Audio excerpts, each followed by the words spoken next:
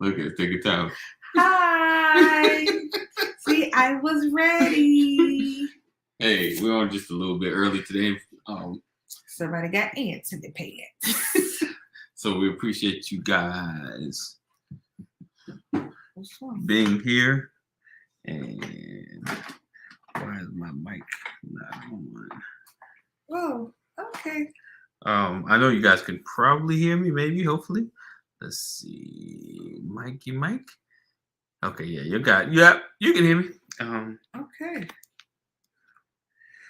Yeah, okay, so welcome to another edition of Purposeful Forever. Yeah. And Here we are. Yes, indeed. I'm so excited to be here. I say this the wrong time.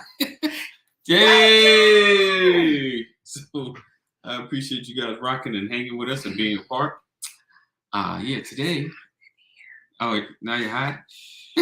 Today we're talking about defining love. Yes, and he's gonna run our intro and then turn off. The heat? I just do it right now. All right. Uno momento. Por favor. We're gonna go ahead and get started. Scrolling down. And where we at? There we go. Right there. That's it. Me and you together, our purpose for forever. Won't let nothing ever tear us apart. Me and you together, our purpose for forever. Won't let nothing ever tear us apart. Me and you together, our purpose for. Hi. And we're back. Hey, Keita. Yeah, good evening. Good evening. I hope that you guys can hear us. Yeah, you should be able to hear us. I think. You were told you couldn't hear us, right? Of course you would. So yeah, we appreciate. See, this is what happens when you try to go on ahead of your normally scheduled time. But anyway, guys, tonight we are going to talk about love. Love. What? Oh, and the many different definitions that's out there. So we came up with this topic. Well, I talked to someone and they were talking about the interesting parts of, Keita hears, dating and some of the different encounters that they had. So I figured the perfect conversation would be where it all starts.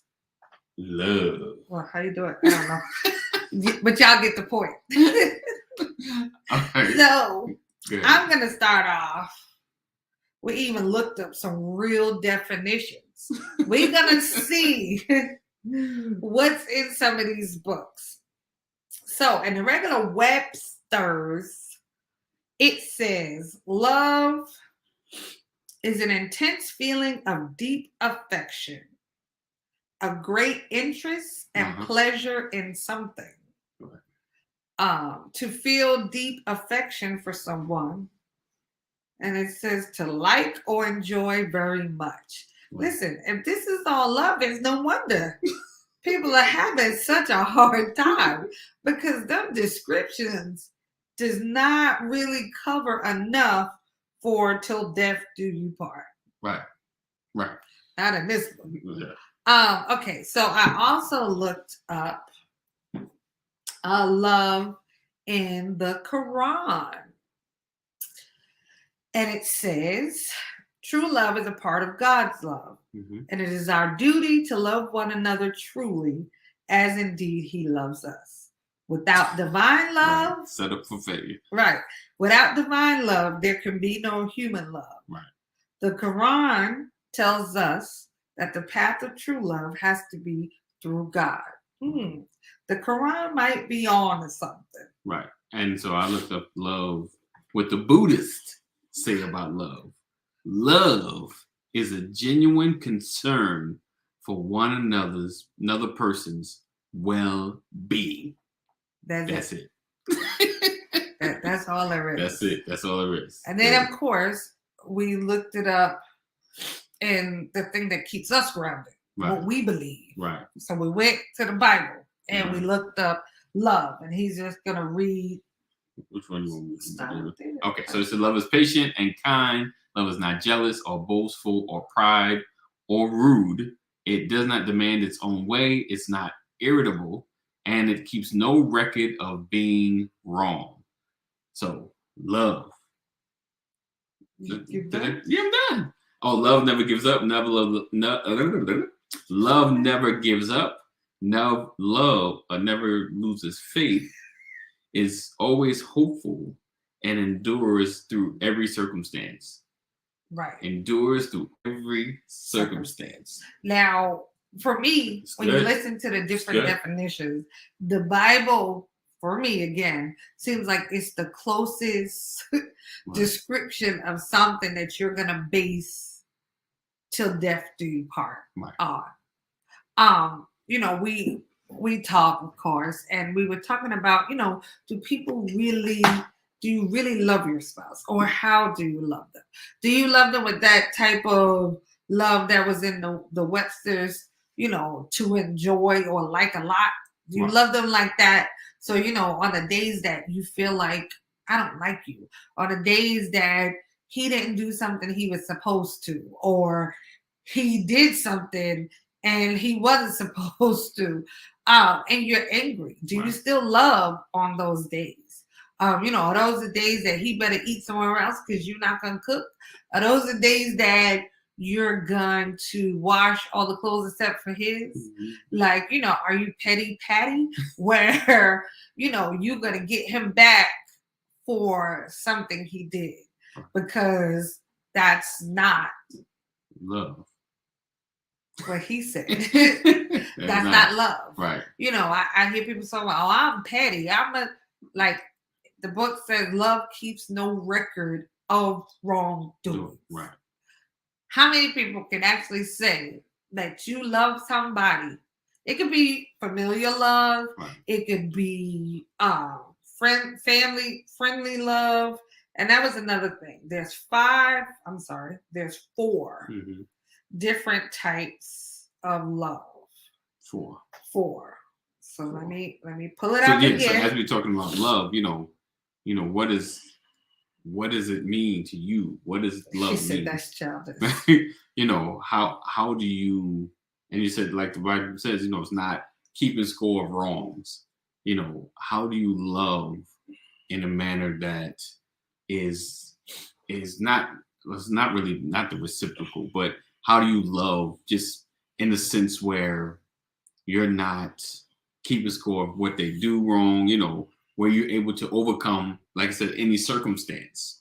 How do you love like that? And, there's always going into the forgiveness phase, but how do you continuously be able to love without it being a hindrance or hindering yourself because you're not loving someone? Go ahead. All right. And so the 4 types of love is eros, Mm-hmm. and that's that erotic, passionate kind of love. That's the love, biblically speaking, of course, that you're supposed to share with the one person you're going to spend the rest of your life with. Right. And I said biblically speaking. So this is the love that a husband and wife should share. Right. Philia is the love of friends and equals. Mm. So this is the kind of love, you should have for your bestie. Like I've seen married women say like, oh, my best friend was here before my husband. Right. That's my girl. She always going to be my friend. Right. Philia is a different type of love. It doesn't say that any of these are more intense than the other, or any of these should take place or, take precedence over the other. And then there's storge. That's the love of parents for children. And when it comes to our children, we can get real serious about our babies. Right. And then there is the agape love.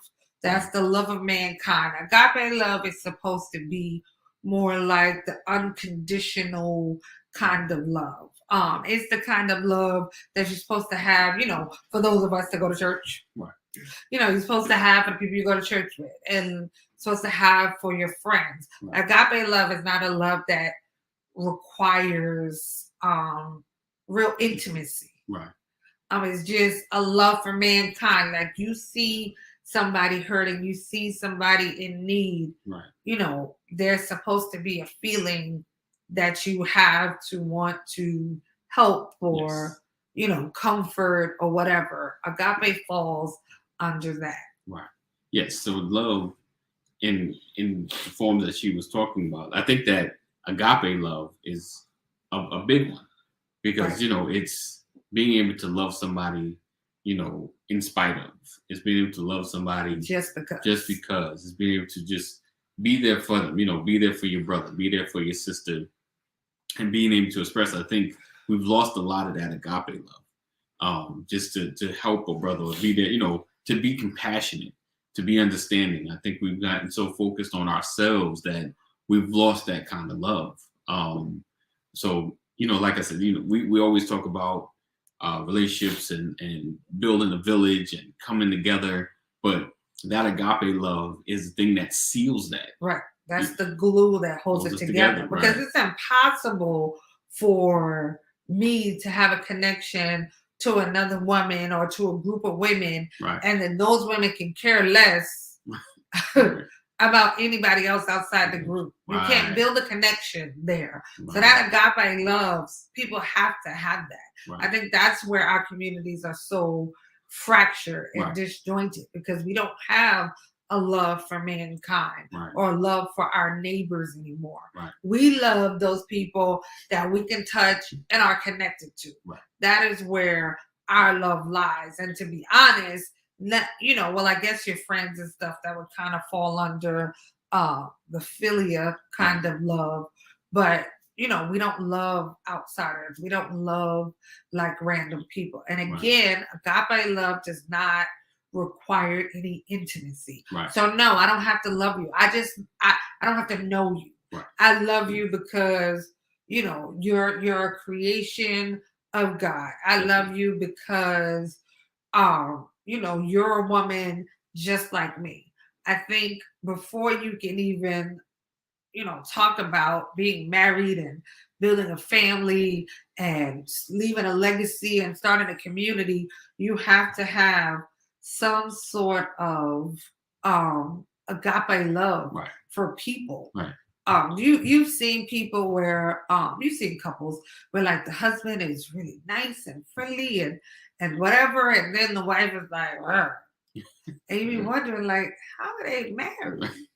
Like that poor man, you know, like that's what people walk away thinking. I know, because I've seen people say that about me before. Like that poor man, you know, because she looked like she doesn't love anything. So I think agape love is really, really important. And I believe agape love also allows you to love yourself. Like we've gotten away from that too. Like not only do we not love people outside of our house, like, you know, things have happened and we've encountered so much that like on the low, we don't really love ourselves.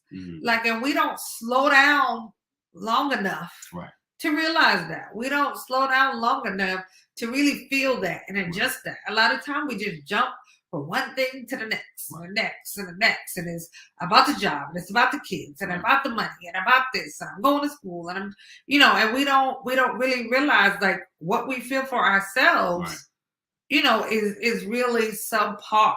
So I think, you know, agape love, that's where it starts. Because once you have that agape love, that gives you something to build on. Because from there, then you move to the philia, where you can have friends and build a community and all of that. And then, you know, of course, you meet somebody and that philia turns into marriage and then eros. See how I did that? So silly. You know, and then you have that passionate, intimate kind of love that then generates little mini me's. And that's the story. Yeah, I think having that, I think the agape is just, and being able to being able to love your community unconditionally, right? Looking out for them. And we talk about that constantly. But they may not get into that friend space. You know, there's all kinds of reasons. We may not connect like that. We don't we don't like the same things, we don't vibe like that. But doesn't mean I can't look out for you. Right. Doesn't mean I can't love you like you, my brother. We just connect differently.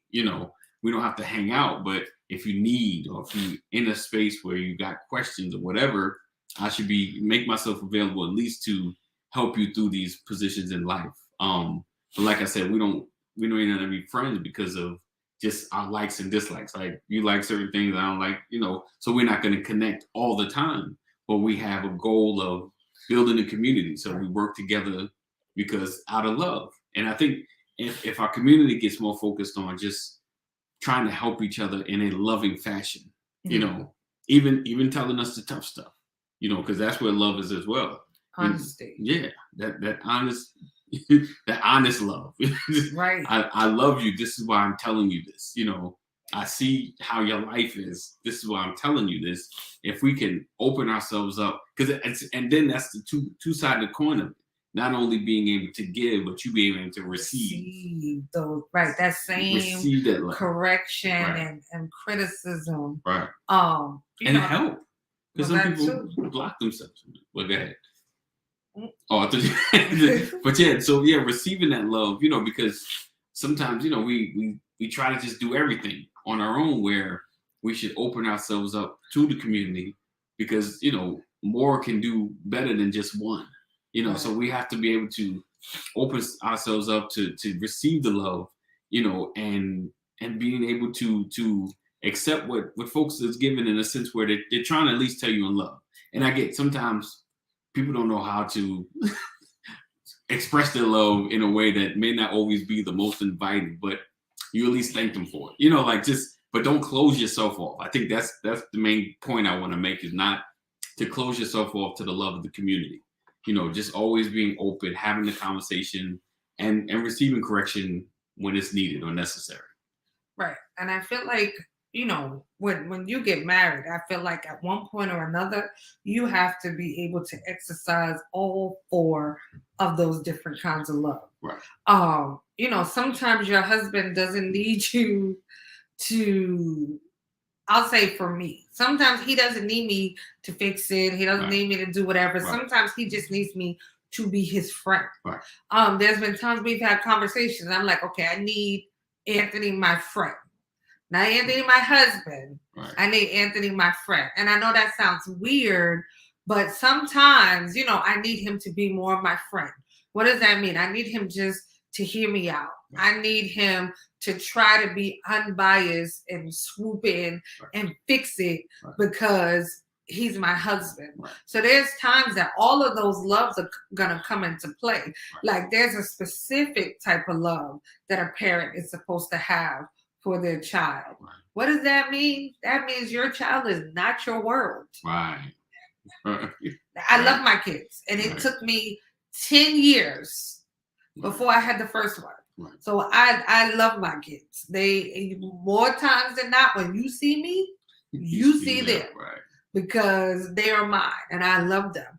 But there are also times, in different things, that I love them differently from my husband. They have a place in my life. They have a place in my heart. They don't rule my life. They don't overrule everything. And I know sometimes it gets hard, especially if you're a single mom. And I'm doing single like that because there are varying definitions of what a single mother is. So whatever your definition is, sweetheart, please trust that I am not trying to pass it off like it's unimportant. Right. But when you're a single mom, sometimes, your kids become your world. Right. You take all those loves, the different kinds, and we put them into our children. And there's certain places that our children don't belong. Right. When your child is older and an adult and you choose to become friends with them, that's great. Right. But when they're children, it's a little out of order. Mm-hmm. But there are times, where you have to separate. You have to have being a mom over here. Right. And then I'm a wife over here. And of course, because you got to flip-flop, right. You have to be able to maneuver. Sometimes he doesn't need me to be AJ's mom. Right. You know, he Right. don't want to see Alexa's mom. He Right. wants Sam. He Right. wants his wife. He Right. needs me to be his wife. Sometimes he needs me to be his friend. Right. And it's important to understand how to love him. Right. You know, it's important to know what love is. Yeah. Not just my definition, but to know what his definition of love is as well. Because what I think, well, you know, love is, or how I receive it, is going to be very different Right. than what he thinks. Right. So I can't just love him how I want to be loved. I tried that, by the way. I did try that for a very long time. Right. And it took a long time for me to understand why that was not working. Right. Because I didn't ask him Right. how or when he feels my love or Right. when he feels loved by me. I just said, I'm going to do what I like done. Right. And he should like that. Right. No big, you know, it's no big question why that did not work. Right. You know, it's important to learn your spouse, you know, so you can love them properly. And what does love them properly mean? Love them in a way that they can feel. Definitely. It does not matter if I keep buying him cologne. I could buy him 500 bottles. Right. If he don't like cologne, does it matter?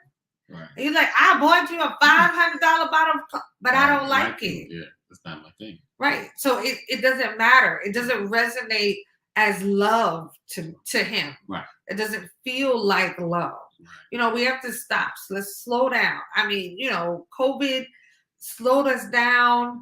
You know, things are opening back up. Don't just fly out the house. Right. Don't just fly back in to your routine. You know, what did you learn about your relationship? Did you learn anything? Right. Did you go into COVID and come out of COVID the same way? Right. Being married. Right. Let's just talk to married people. Right. You was married. Did your relationship get better or worse during COVID? Right. And that's a real question. That's a question that you should ask yourself. And if there was no change whatsoever, that's something you should look at too. Definitely. You should it's definitely important that you know how to love your spouse. You know, they always talk about the love language, knowing, you know, how affirmations, gifts, and then what kind of gifts. You know, like my wife's not a flower person. You know, like flowers is not, you know, so flowers is not a thing. She could receive it as a gesture, you know, like I was here, I was thinking about you, but it's not like a big thing for her. You know, there's certain things that she likes. And it's important that we know these things. It's important that even when it comes to foods, like, you know, oh, this make her smile. You know, like this particular meal, you know, this is what she likes. So it's understanding exactly what your spouse needs to feel love. Because, you know, like she said, if I give her what I want, she probably ain't gonna be happy because that's what I like. That's what I like, but it's not what she likes. So it's having that understanding, paying attention, you know, and even in your friends, you know, understanding things that they like, how they like to be addressed, or things that they love, and, you know, what makes them feel appreciated. And like she spoke about the listening, you know, like we don't have to have all the answers. Sometimes just a listening ear, just to be there, is what people want. You know, they don't, and sometimes folks don't talk because I don't need answers. I just need to get it out. Right. You know, I know what I did wrong. I know what's messed up. I already know. I know this, you know, I done jack some stuff up. I just need to vent. I just need to say it out loud and let it be done. You know, and we need to be there. That's that level of love that we need to show.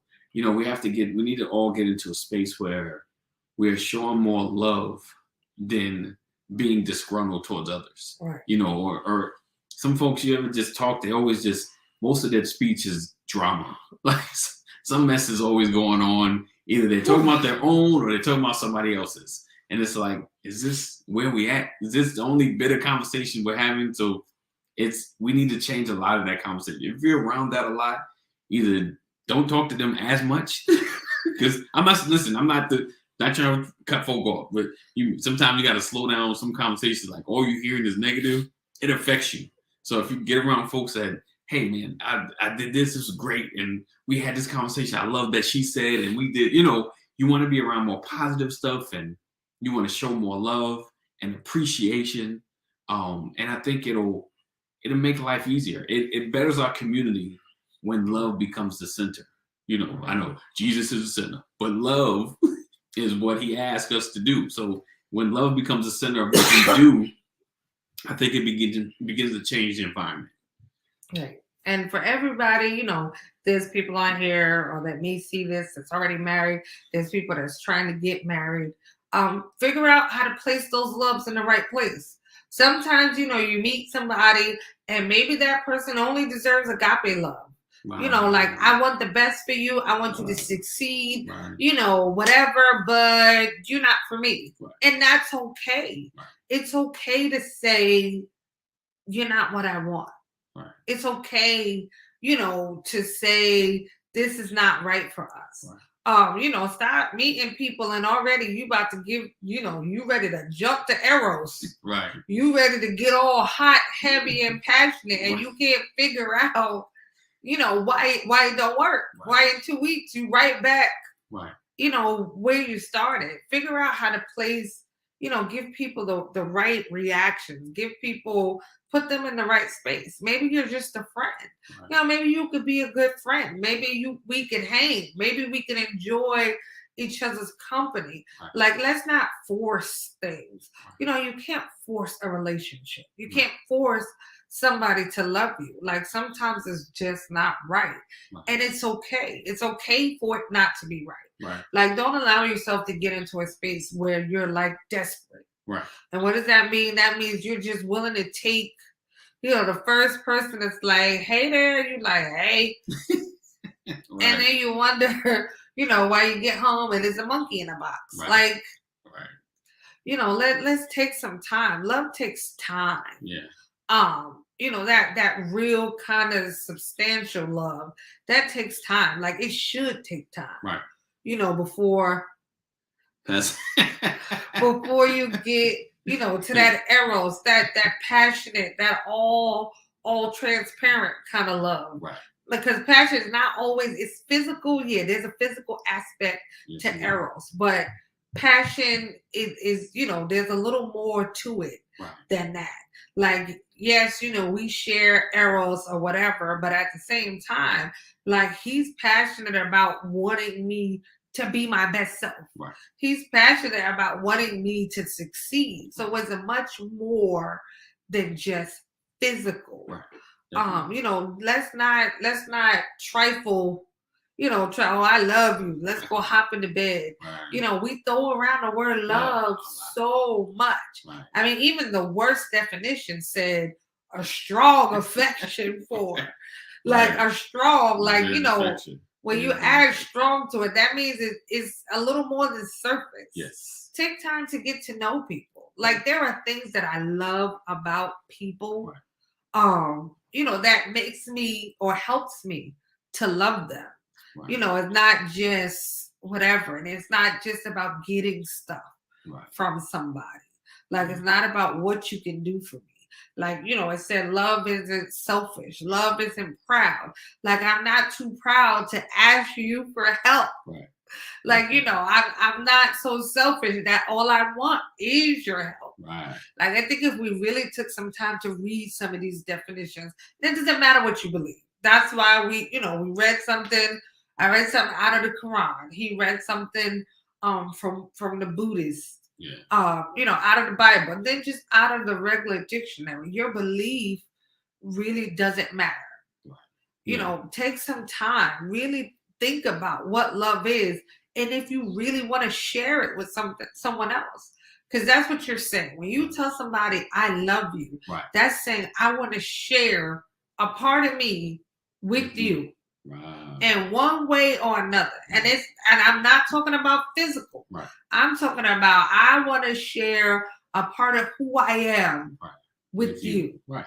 And that's the key right there, being willing to share. And like, if we talk about the furthest of it, like the agape, you know, that doesn't mean I'm maybe sharing something super intimate, but I'm willing to share My time, heart, with you. Just share my knowledge. Yeah.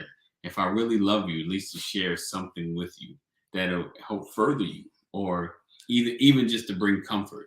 You know, I think we just get in our mindset to to really try to love one another. And I know, like, if the reaching out is not your thing, it's kind of like you got to work on it. You gotta be willing to sometimes get in that uncomfortable space just to be willing to love others. You never know of what new friend you might find if you just begin to connect with others, begin to show love for others. I've been able to connect with some great people just getting out of my own box, getting out of my own way, just begin to love others, in more of a I like this. Unconditional is such a such a word, but just like more or less, just be able to love, from a genuine space. Being able to really connect with others. What you about to say? I think unconditional seems like such a big word because we kind of lump that in with perfection. Right. I think so. Like right. It has to be perfect. Right. Like right. there's nothing about us as human beings that is ever going to be perfect. True. So like unconditional just means, for me, I mean, I'm not looking at the dictionary, but when I'm talking about loving somebody unconditional, that means I'm not gonna give up trying. Right. I may mess up, I may fall, I may do it all wrong for a long time, but I'm gonna keep trying to get it right. Like I feel like that's where unconditional love comes in. Like where you're just gonna keep trying. Right. Listen, I'm not perfect. It's not perfect, but I'm going to keep trying. To me, that's where the unconditional comes in. When you're willing to keep trying, and that could be in friendships. A lot of times it's with your children. Like the older they get, the relationship changes. Yeah. It shifts. Now, they're your kids, but they like adults that live somewhere else. Right. So you have to learn how to love them differently. Right. And that's with all relationships. Over time, relationships should change and evolve as we change and evolve as people. I often look at our communities and I'm like, did we ever love each other?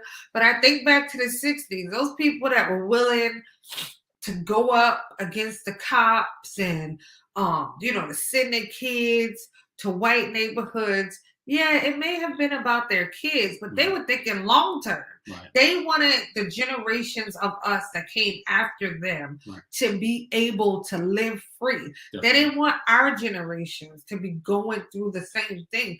Those people loved Black people, even Black people they had not seen yet. Right. So I feel like it's possible for our communities, for us to get back to a place of love, like real agape love, the whole kumbaya, we shall overcome, whatever you want to call it. It is possible. We just have to look at others as ourselves. Think about all the things you've been through and all the things that you need, whether you say it or not. Somebody standing next to you in the grocery store can be feeling the exact same way. Yes. Life could be beating them down the exact same way it's beating you down in the moment. So be kind, be thoughtful, share, not a smile because y'all should be wearing masks. But you can smile with your eyes. You see people, you can tell they smiling with their eyes. I don't know if you should do that to people. It might seem a little creepy. But you know what I mean? Like it doesn't hurt to be kind, to show love to one another. I mean, we're all on this planet together, regardless if we want to be or not. This is where we are. Ain't nowhere to go back to because we all came from somewhere else. So at this point, we've got to make the best of what we have. And your biggest resource is people.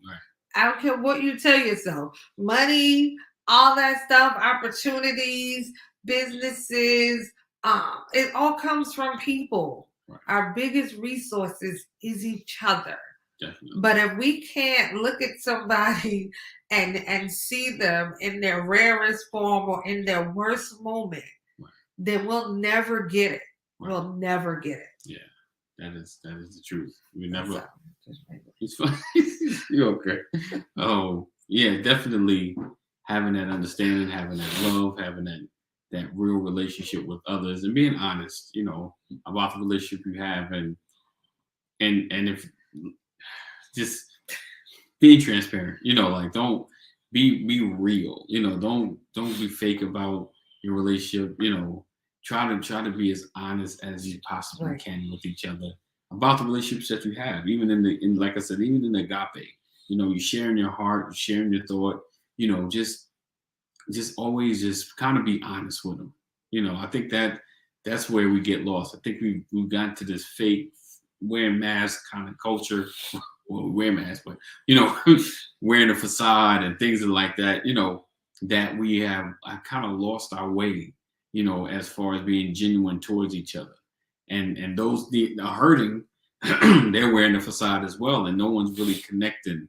And some folks just need a word, just need a moment. I just need an encouraging word. I'm having a rough morning, and if we can begin to the eyes become more honest and more connected to each other, in the most possible, in the most transparent way, I think a lot of things will change. Period. I think our communities will become closer, and the struggle wouldn't be so hard. Honestly. All right. Okay, Right. that's it. Like I said, we are our biggest resource. Definitely. We are. Your brothers, your neighbors, people you encounter. People are your biggest resource. Right. The world does not work without people Right. of all colors, of all shapes and sizes. The world does not work without us. Right. So let us show some love. It's the holiday season. Always. Let's be loving. Let's be Yes, kind. It's got to start somewhere. Yes. Like, you be the person to start it for the day. Right. Do something tomorrow you've never done before. Right. Like I said, don't be smiling at people. Keep your mask on. Right. But do something kind. Right. Something, I don't know. You can think of something you've never done. Be kind to somebody tomorrow. Yes. You never know, that one little thing that you change. Say good morning to somebody that maybe you don't say good morning to people. Right. You might be like me. I'm from New York. We don't do a whole lot of talking when you passing strangers. I'm learning to be better. I'm trying to get that what is it, Southern charm? Southern hospitality. Oh, yeah, Southern hospitality. I'm still working on it. Right. But, say good morning to somebody. Right. When you pass by 5 people, good morning. Good morning. You in the South. They love that down here. So silly. But thank you guys for Right. joining us. Yes. We love you guys. We appreciate your time. We are here typically every Monday. Next week is the holiday week. We are holidaying. Spending time with family and showing some love. So we won't, No, I don't think, be on Monday night. Might pop in, show y'all a little something. But so enjoy your Thanksgiving. Listen, if all y'all been COVID tested or whatever, give somebody a hug. We ain't been with each other in like 2 years. Like that cousin that you don't like, you should be happy. It's like meeting her again for the first time. Listen, it's been 2 long years. Right. Hug somebody on Thanksgiving. Yes. Hug 'em. That auntie that get on your nerves, hug her. Listen, we've been trying. Nice, auntie, you know what? I know you about to say something crazy. I'm going to hug you. You're going to get all this love right now. Let's do something different this year. But from us to you guys, we love you. We hope you have a great Thanksgiving. Yes. And love unconditionally. No. Love intentionally. Love unconditionally. And love on purpose. Me and you